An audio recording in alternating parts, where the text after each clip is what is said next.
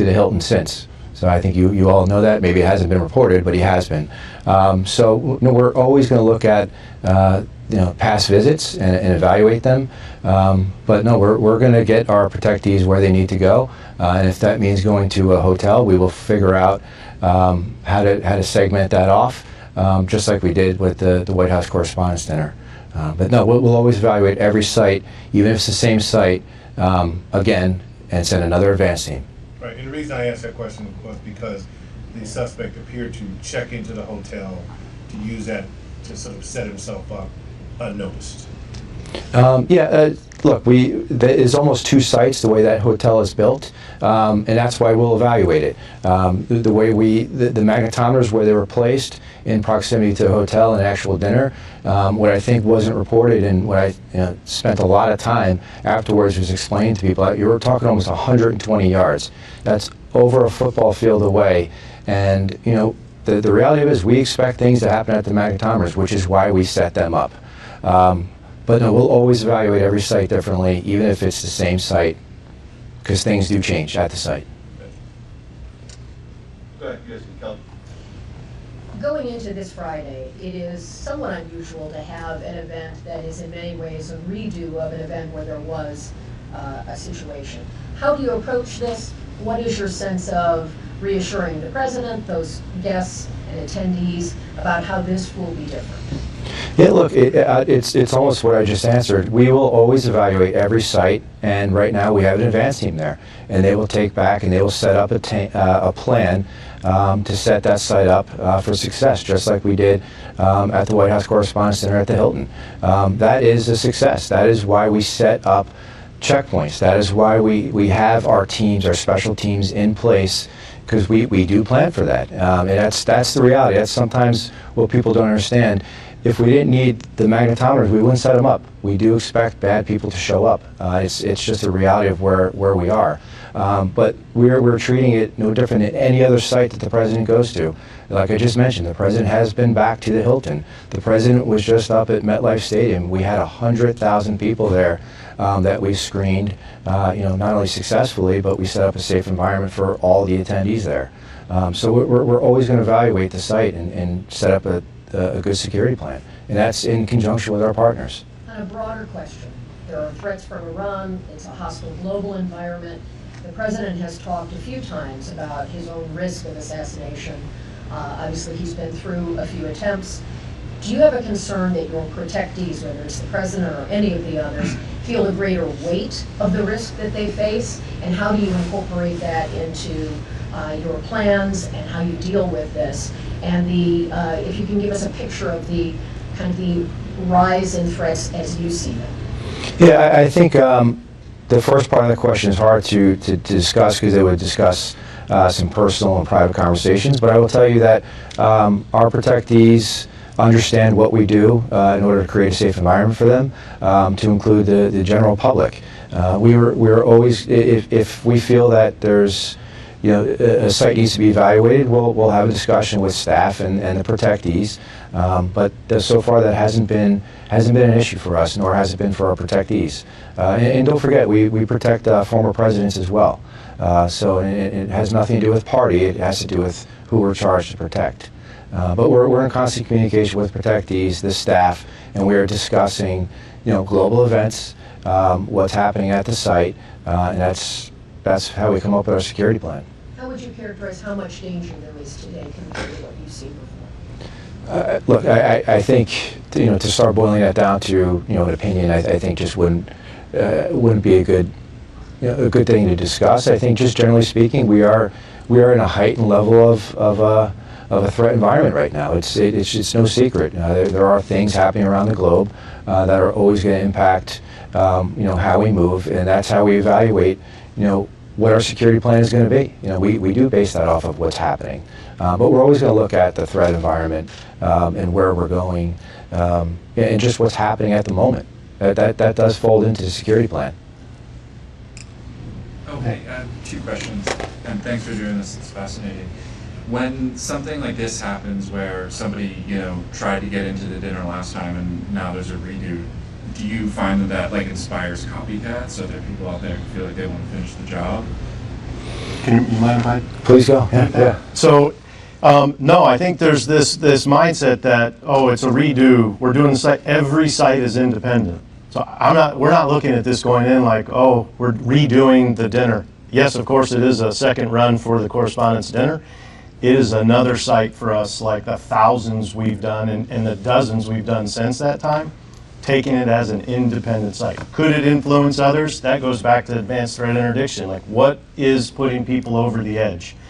We learn every single time. In graduations, we like to say, you know, the difference between professionals and amateurs are amateurs examine their successes, professionals examine everything we do.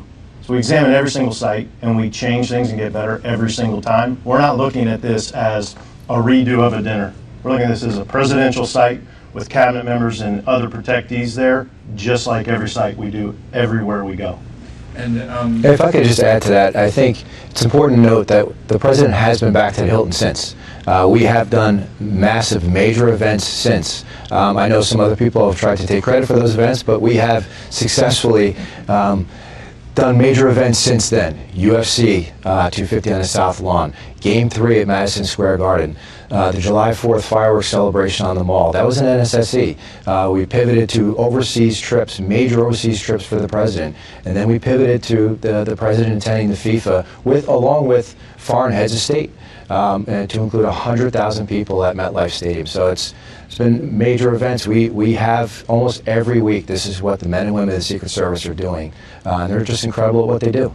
And it's my sense, please tell me if I'm wrong, as a Trump reporter, somebody who's been following him around for years, it feels like these days to go to a Trump event or speech, it takes 6, 7, 8 hours just to get in, wait. The security apparatus seems so big now around anything that he does. Is that correct, that feeling, just that it's been built up so much now? I don't know. I think just some of the events are just larger. I think, not to compare or contrast other presidents, just every president is going to have different types of events. The current president happens to like large events, so it will take longer to get 100,000 people into an event rather than a dinner at, say, local. Even like smaller, like the Mount Rushmore speech or the North Dakota Teddy Roosevelt Library, these sort of smaller speeches, whereas before it might have taken an hour or two. You show up in advance, it's 8 hours now. Is that because of the assassination attempts finally? No, I haven't seen what you're discussing. I just, I'm out at these events. I monitor the lines. I'm at the magnetometer lines. I haven't seen what you're saying, but if you want afterwards, we can have a discussion on that. But I just haven't seen that. Hi, Nicole Skangas, CBS News. Thank you so much, all of you, for doing this. I'm happy for anyone to address these questions. I do have a question on the correspondence dinner, but just first, since the conflict with Iran began, can you be more specific about the sort of qualitative change you've seen in threats directed at the president, senior officials, and other public events? And can you speak to how that might have factored into the decision not to use the new Air Force One that was donated by Qatar in at least one instance? Are there destinations, threat conditions, or mission profiles in which that aircraft is unsuitable? I think, look, we're never going to get into methods or means and how we do business. I don't want to tip our hand to the enemy of how we do it. So I don't think, again, if we want to have a conversation offline, I would be happy to do that. But we are always evaluating what's going on, both in and around us, and we'll make decisions based on that. I don't want to get into what we used and what we didn't use. It's just, it's not relevant. Can you speak more broadly to, since the Iran conflict began, the kinds of threats that you've seen? Go ahead. I would just say, I don't think it's any secret that it's been in the media that Iran has publicly said they want to kill President Trump.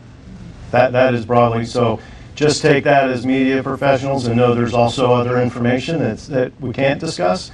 So that takes into account everything we do all the time. And just on the dinner, understanding that what's happening on Friday is a totally separate event, what was the most consequential finding in the after-action review of the April dinner?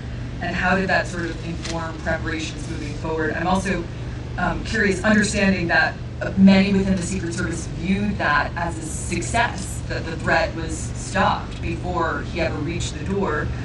Was the fundamental problem that the outer perimeter was too close to the protectees, or that an armed person was able to reach even the edge of it without being detected? No, I'll say it again. I think people don't understand the distance. We have to start and end our perimeter somewhere. If it were up to me, I'd love to end it at the bridge, but that's going to inconvenience a lot of people. So we have to take into account what the environment is. We do blast analysis. I won't get into that, but we look at the site in very many different ways. We're not going to advertise how we do it, but when you talk about that one site, it's almost two sites. So how we set up that perimeter and where we ended it is where we felt comfortable with our special teams as to where we needed to put it. Again, I'll repeat myself, we're talking almost 120 yards from magnetometers to podium. That's over a football field. If you look at some of the other government buildings around town, I won't name them, some of their magnetometers are actually inside the building. We don't do that.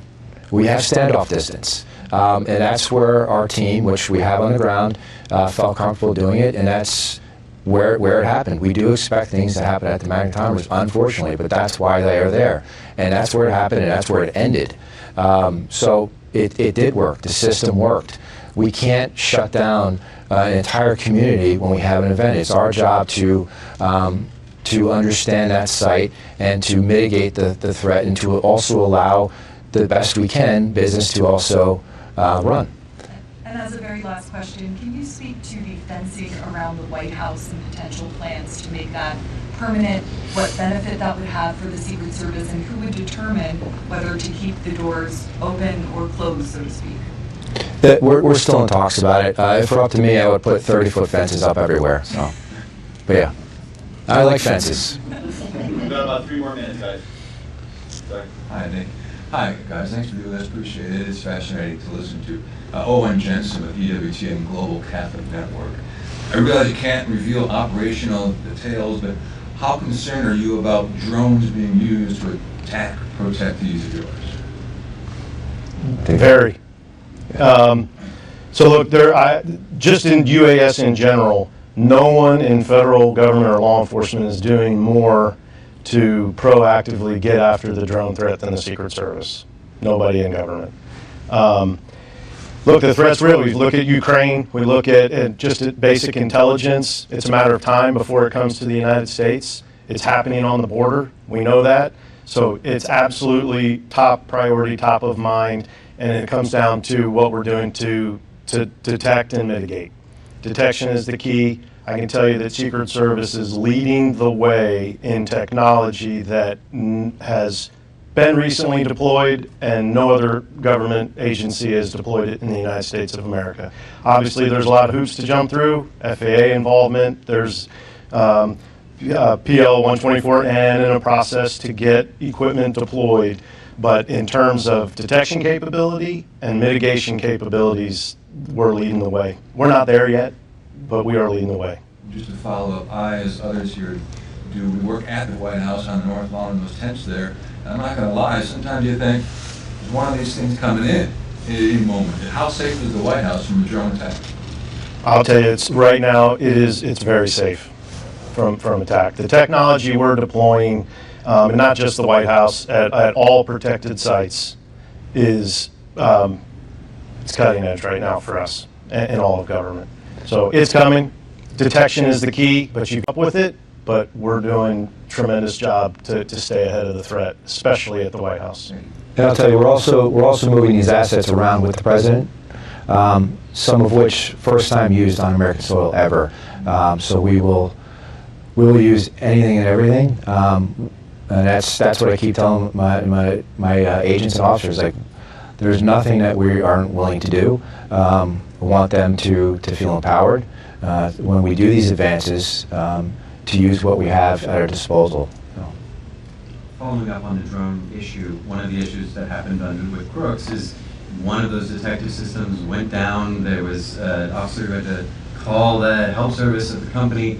Is there efforts to make sure that when there are those systems, there are backup systems, but also that your officers are trained to the point where those calls aren't even required to do system resets, but that you're working with assets that they know backwards and forwards?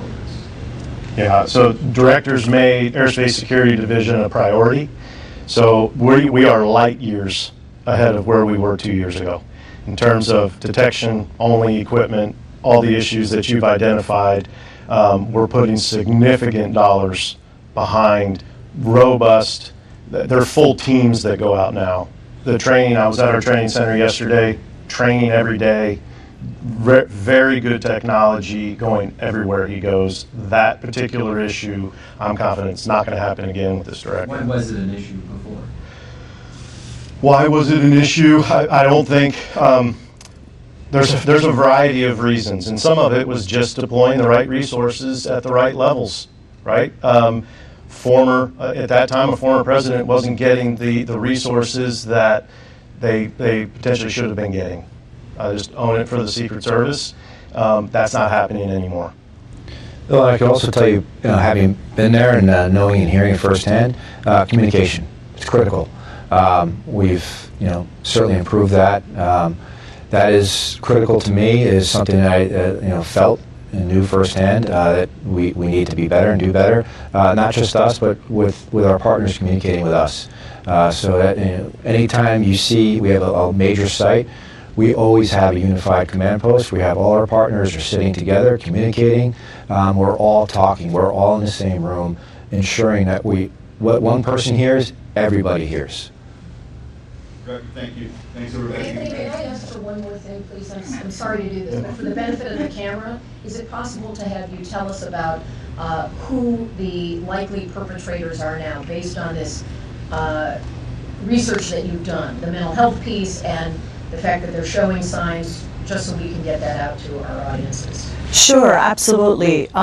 Our work over the last 25 years in the National Threat Assessment Center of researching attacks targeting government officials, facilities, schools, workplaces, basically all the places that we would be concerned about as an agency, has shown that there is no one specific profile, but we do see common themes in the backgrounds of those attackers. That includes contextual themes that are stressors, history of possible mental health issues, maybe paranoia, delusions, hallucination, depression, suicidality, behavior changes, as well as common motives, meaning that by far in all of our research, we see that the most common motive why someone carries out an attack is typically related to a grievance, and that grievance could be focused on a person or an idea or an ideology that becomes a fixation and negatively impacts every aspect of their life, to the point where they want to take revenge, whether they feel they're being persecuted or they feel that they've been wronged, and that is, engaging in violence is the way that they use to solve their issues.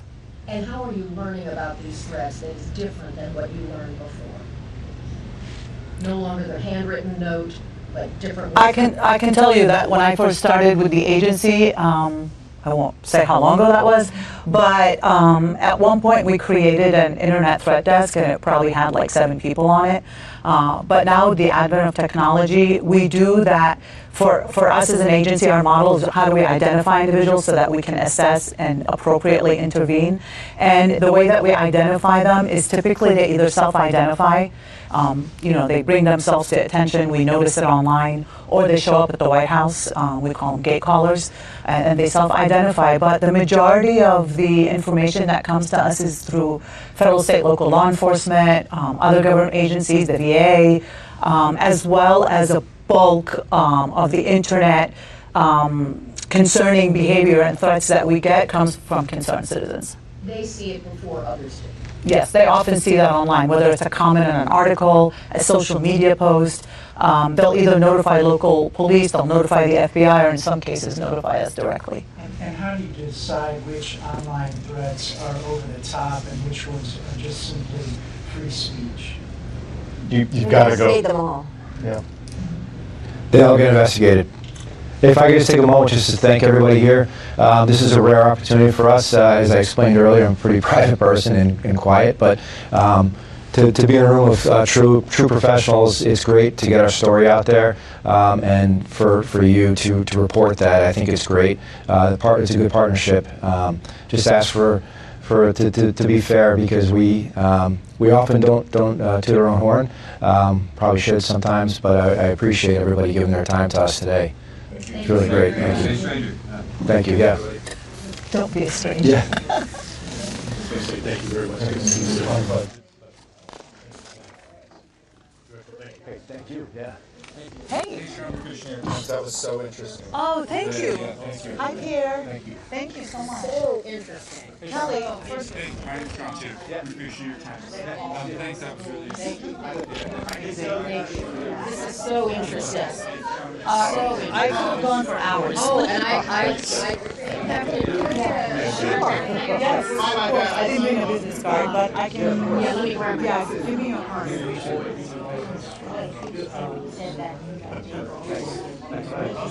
Thank you, everybody. Yeah. No, that was outside. Yeah.